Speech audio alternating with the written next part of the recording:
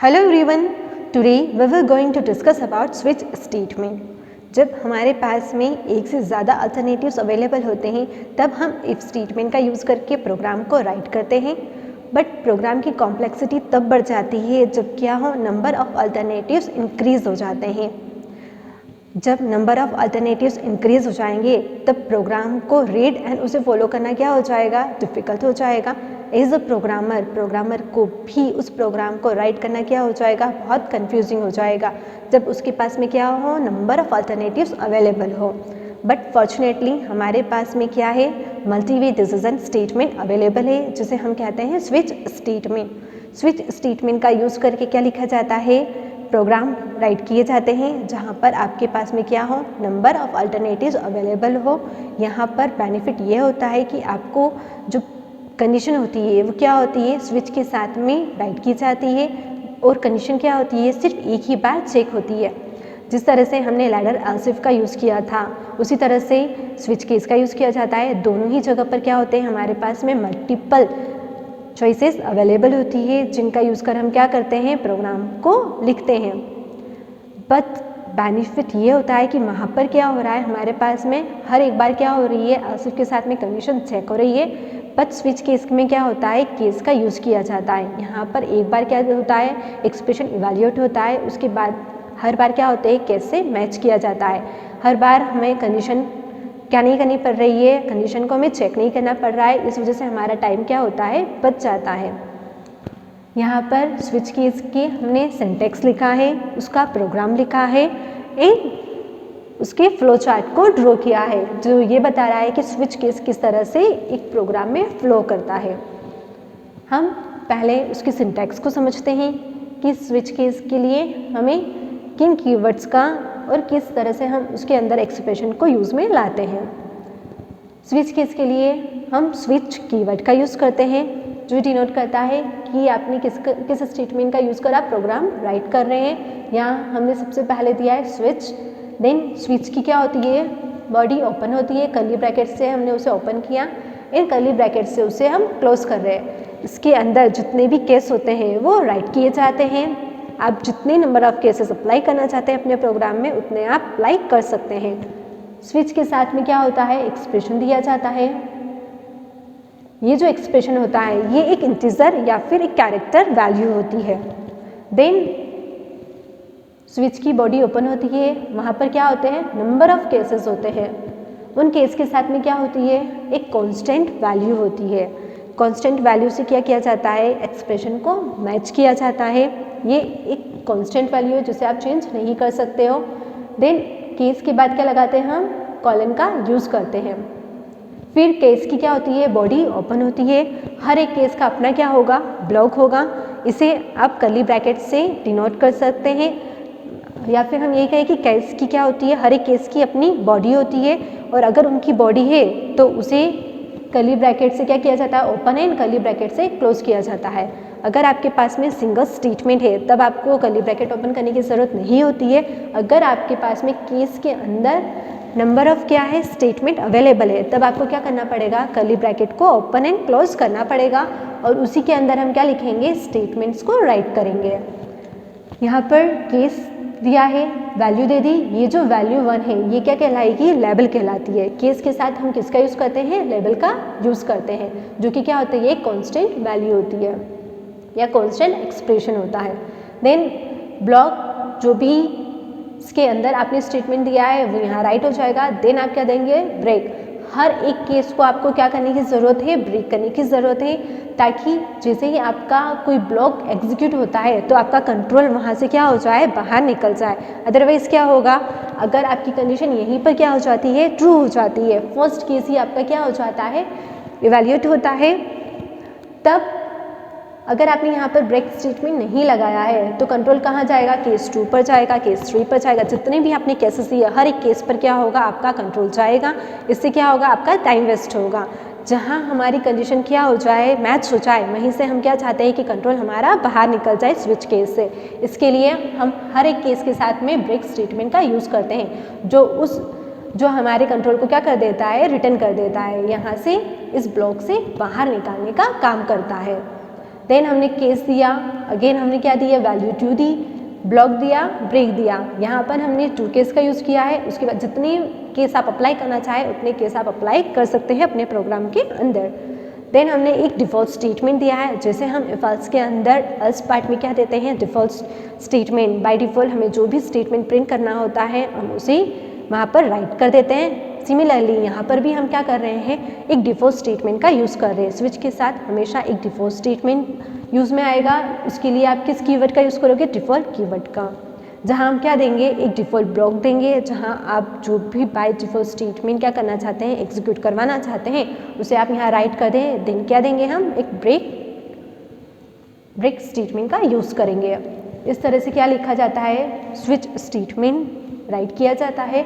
इस स्टेटमेंट को फॉलो कर आप क्या कर सकते हैं, प्रोग्राम लिख सकते हैं। अब यहाँ हमने एक प्रोग्राम लिखा है मार्क्स के लिए। हमने लैडर एल्स इफ का यूज़ करके ग्रेड सिस्टम के लिए प्रोग्राम लिखा था। सेम प्रोग्राम हम किसके साथ लिख रहे हैं, स्विच केस के साथ में लिख रहे हैं, ताकि आपको डिफरेंस समझ में आए कि लैडर एल्स इफ में प्रोग्राम और स्विच केस में प्रोग्राम लिखने में क्या डिफरेंस होता है। यहाँ पर हमने क्या लिया है, इंडेक्स का यूज़ किया है, जहाँ पर हमने क्या दिया है, मार्क्स डिवाइड बाय हमने कर दिया है 10 से। जो भी आपके मार्क्स होंगे उसे हमने क्या कर दिया है, 10 से डिवाइड कर दिया है, और उस वैल्यू को हमने किस में स्टोर करवा लिया है, इंडेक्स नाम के वेरिएबल के अंदर स्टोर करवा लिया है। मार्क्स भी हमारा क्या है, वेरिएबल है, इंडेक्स भी हमारा वेरिएबल है। अगर 80 to 100 मार्क्स अगर किसी का है तब हमें क्या प्रिंट होना चाहिए, ऑनर प्रिंट होना चाहिए। 60 to 79 पर ए ग्रेड, देन आता है हमारा 50 to 59 पर बी ग्रेड, 40 to 49 पर सी ग्रेड, देन 30 to 39 पर हमने क्या प्रिंट करवा दिया है, फेल। इस तरह से हम जो प्रोग्राम राइट कर रहे हैं उसके लिए जो हमने एक क्राइटेरिया रखा है वो कुछ इस तरह से रखा है। ये हमारे क्या है, एवरेज मार्क्स है कि इसके बीच अगर कुछ मार्क्स आते हैं स्टूडेंट को तो उसे उसके करस्पॉन्डिंग क्या ग्रेड जनरेट होना चाहिए।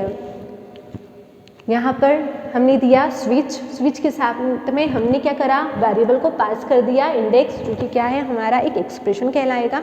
यहाँ पर हमने क्या किया, इस वेरिएबल को पास कर दिया, ठीक है। अब क्या होगा, जो भी वैल्यू होगी इस इंडेक्स के अंदर वो क्या होगी, हर एक केस से मैच होगी।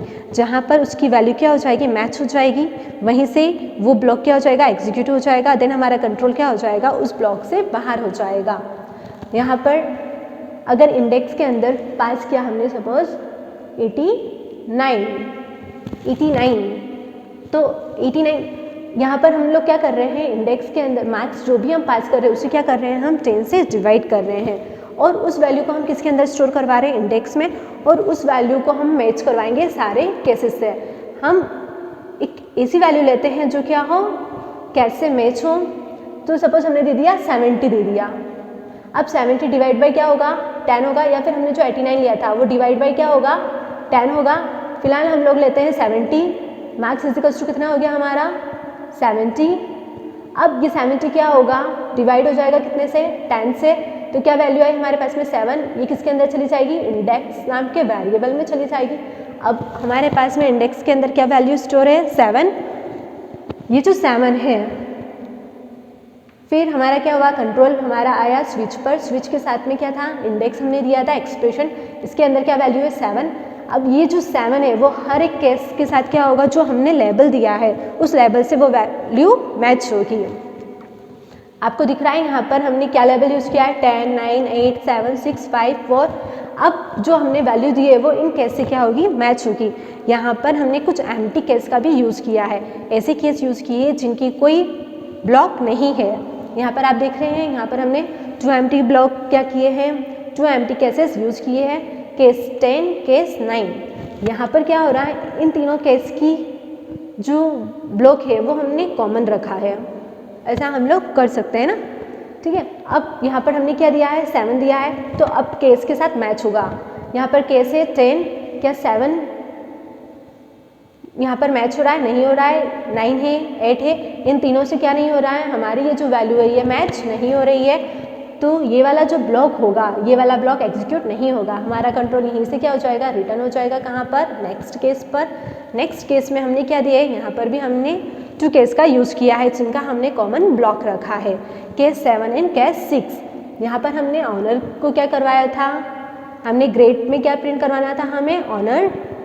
बट अगर किसी का जो मार्क्स है वो 7 आता है, 7 इंडेक्स है, तो ऑनर प्रिंट नहीं हो सकता है, क्योंकि यहाँ पर आप देखिए 70 पर हमें क्या देना है, अगर 70 मार्क्स किसी का है तो हमें क्या देना है, ए ग्रेड देना है, इसलिए ये ग्रेड नहीं मिलेगा उसे। इसलिए अब क्या हुआ, केस दूसरा हमने अप्लाई किया है, जहाँ पर हमने केस की क्या लेवल दिया है, 7 एंड 6।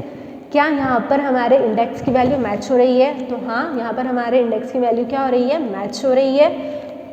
हमारा कंट्रोल क्या होगा, इस केस की इनसाइड आएगा, वहाँ पर हमने क्या दे रखा है, ग्रेड इजिकल्स टू ए, तो वो क्या प्रिंट कर देगा, मतलब ये जो हमारा स्टेटमेंट है ग्रेड इजिकल्स टू ए, इसे क्या कर देगा, वो फिलहाल यहाँ पर एग्जीक्यूट करेगा। यहाँ हमने स्टेटमेंट को प्रिंट नहीं करवाया, यहाँ सिर्फ हमने क्या दिया है, स्टेटमेंट को एग्जीक्यूट किया है। तो अब ग्रेड के अंदर क्या वैल्यू है हमारे पास में, ए ग्रेड है। अब जो हमारा कंट्रोल है वो नेक्स्ट जितने भी केस है उन पर नहीं जाएगा, क्योंकि हम क्या कर रहे हैं, यहाँ पर जैसे ही हमारा स्टेटमेंट क्या हुआ, ट्रू हुआ, यहाँ हमारी कंडीशन ट्रू हुई, ट्रू होने के बाद कंट्रोल किसके अंदर आया, केस के ब्लॉक के इनसाइड आया, वहाँ पर उसे क्या मिला, ग्रेड इजिकल्स टू ए, उसने उसे एग्जीक्यूट कर दिया। फिर कंट्रोल उसकी के जस्ट नेक्स्ट वाली लाइन पर आया, वहाँ उसे क्या मिल गया, ब्रेक स्टेटमेंट मिल गया। ब्रेक दैट मीन्स कि उसे क्या करना है, इमीडिएट उस ब्लॉक से बाहर आना है। तो अब वो जैसे ही उसे ब्रेक स्टेटमेंट मिला है, वो कंट्रोल क्या होगा, डायरेक्ट हमारे स्विच केस से बाहर हो जाएगा। ये हमारी स्विच की क्या थी, बॉडी ओपन की थी हमने, और यहाँ पर हमने उस स्विच की बॉडी को क्या किया था, एंड किया था। तो कंट्रोल क्या करेगा, इस पूरे स्विच केस से क्या हो जाएगा, बाहर आ जाएगा, जैसे ही उसे ब्रेक स्टेटमेंट मिलेगा।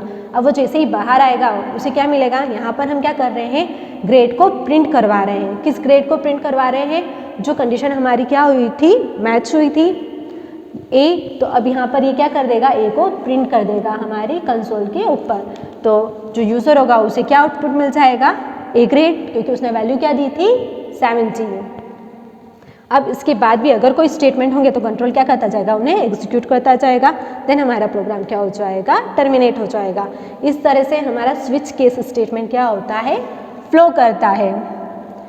अगर यहाँ पर ऐसी कोई वैल्यू होती है लाइक 30, तो वो क्या होती है, किसी भी केस से मैच नहीं होती, क्योंकि यहाँ पर कहीं पर भी 3 नहीं दिया है। 30 डिवाइड बाई 10 होता तो क्या वैल्यू हमें मिलती, 3।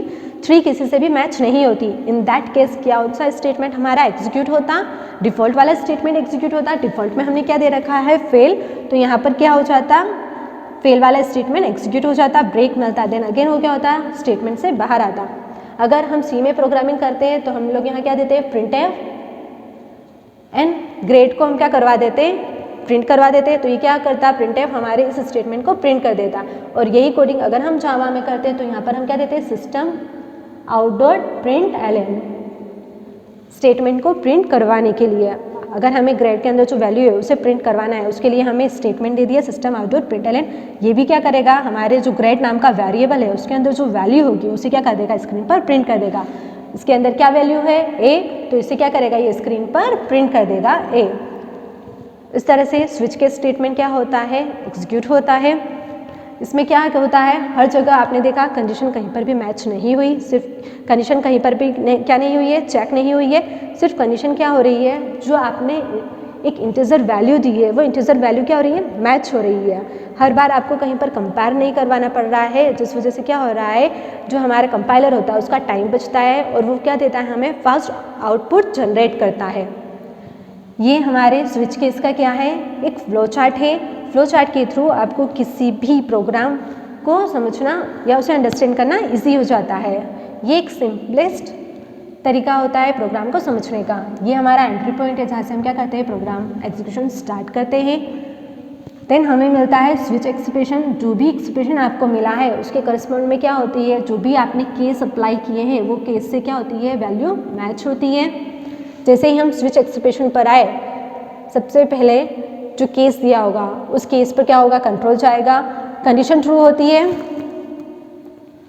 कंडीशन अगर आपकी मैच होती है तो ब्लॉक 1 एग्जीक्यूट होगा। अगर कंडीशन मैच नहीं हो रही है तो क्या होगा, वापस केस 2 पर जाएगा। अगर यहाँ कंडीशन मैच होती है ब्लॉक 2 को एग्जीक्यूट करेगा, ब्रेक स्टेटमेंट मिलेगा और वो बाहर हो जाएगा। इसी तरह से मल्टीपल क्या दिए होंगे, आपने केस का अप्लाई किया होगा, सेम तरीके से क्या होगा, प्रोग्राम का फ्लो चलेगा। अगर कोई भी केस मैच नहीं होता है तो डायरेक्ट आपका कंट्रोल कहाँ आ जाएगा, डिफ़ॉल्ट स्टेटमेंट पर। नो मैच होने पर आपका जो कंट्रोल है वो कहाँ आ गया, डिफ़ॉल्ट स्टेटमेंट पर आ गया। डिफ़ॉल्ट के अंदर, डिफ़ॉल्ट ब्लॉक के अंदर जो भी स्टेटमेंट आपने दिए वो क्या हो जाएंगे, एग्जीक्यूट हो जाएंगे। देन आप क्या होंगे, उस ब्लॉक से बाहर हो जाएंगे। हर एक ब्लॉक से आप क्या हो रहे हैं, बाहर हो रहे हैं, क्योंकि वहाँ पर हमने क्या दे रखा है, ब्रेक स्टेटमेंट का हमने यूज़ कर रखा है। जिस वजह से जो भी केस आपका क्या हो रहा है, मैच हो रहा है, उस केस के बाद आप डायरेक्ट क्या हो जाएंगे, उस ब्लॉक से बाहर हो जाएंगे। और बाहर होने के बाद पूरा स्विच केस के बाद अगर कोई स्टेटमेंट होता है तो वो स्टेटमेंट एग्जीक्यूट होगा। और अगर आपने एग्जिट दे रखा है, टर्मिनेट कर दिया उस प्रोग्राम को वहाँ पर, तो वो प्रोग्राम क्या हो जाएगा, टर्मिनेट हो जाएगा। डिफ़ॉल्ट के बाद में भी हमने क्या दे रखा है, ब्रेक स्टेटमेंट। डायरेक्ट डिफ़ॉल्ट पर अगर आप आते हैं तो क्या हो जाएगा, किसी भी तरह का कोई केस अगर मैच नहीं होता है तो डायरेक्ट आप किस पे आ जाएंगे, फिर डिफ़ॉल्ट पर आ जाएंगे। डिफ़ॉल्ट से आप क्या हो जाएंगे, डिफ़ॉल्ट ब्लॉक के एग्जीक्यूट होने के बाद आप डिफ़ॉल्ट से बाहर हो जाएंगे। और अगर कोई स्टेटमेंट मिलते हैं तो वो क्या होंगे, एग्जीक्यूट होंगे। अदरवाइज आपका प्रोग्राम क्या हो जाएगा, यहाँ पर टर्मिनेट हो जाएगा। इस तरह से स्विच केस जो होता है वो वर्क होता है। आई होप ये वीडियो आपके लिए यूज़फुल रहा होगा। Thank you so much.